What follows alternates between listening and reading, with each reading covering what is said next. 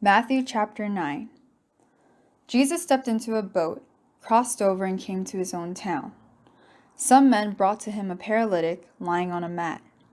When Jesus saw their faith, he said to the paralytic, "Take heart, son, your sins are forgiven." At this, some of the teachers of the law said to themselves, "This fellow is blaspheming." Knowing their thoughts, Jesus said, "Why do you entertain evil thoughts in your hearts? Which is easier, to say, 'Your sins are forgiven,' or to say, 'Get up and walk'?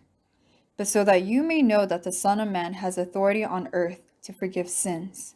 Then he said to the paralytic, "Get up, take your mat, and go home." And the man got up and went home. When the crowd saw this, they were filled with awe, and they praised God, who had given such authority to men. As Jesus went on from there, he saw a man named Matthew sitting at the tax collector's booth. "Follow me," he told him, and Matthew got up and followed him. While Jesus was having dinner at Matthew's house, many tax collectors and sinners came and ate with him and his disciples. When the Pharisees saw this, they asked his disciples, "Why does your teacher eat with tax collectors and sinners?" On hearing this, Jesus said, "It is not the healthy who need a doctor, but the sick. But go and learn what this means. I desire mercy, not sacrifice.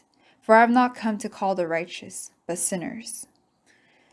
Then John's disciples came and asked him, "How is it that we and the Pharisees fast, but your disciples do not fast?" Jesus answered, "How can the guests of the bridegroom mourn while he is with them? The time will come when the bridegroom will be taken from them. Then they will fast. No one sews a patch of unshrunk cloth on an old garment, for the patch will pull away from the garment, making the tear worse. Neither do men pour new wine into old wineskins. If they do, the skins will burst, the wine will run out, and the wineskins will be ruined. No, they pour new wine into new wineskins, and both are preserved." While he was saying this, a ruler came and knelt before him and said, "My daughter had just died, but come and put your hand on her and she will live." Jesus got up and went with him, and so did his disciples. Just then, a woman who had been subject to bleeding for 12 years came up behind him and touched the edge of his cloak. She said to herself, "If I only touch his cloak, I will be healed." Jesus turned and saw her. "Take heart, daughter," he said, "your faith has healed you." And the woman was healed from that moment. When Jesus entered the ruler's house and saw the flute players and the noisy crowd, he said, "Go away, the girl is not dead, but asleep." But they laughed at him. After the crowd had been put aside, he went in and took the girl by the hand, and she got up. News of this spread through all that region. As Jesus went on from there, 2 blind men followed him, calling out, "Have mercy on us, Son of David." When he had gone indoors, the blind men came to him, and he asked them, "Do you believe that I am able to do this?" "Yes, Lord," they replied.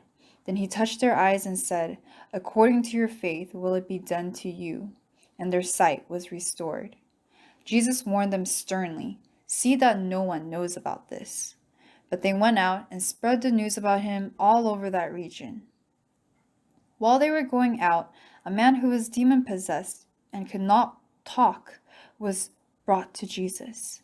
And when the demon was driven out, the man who had been mute spoke. The crowd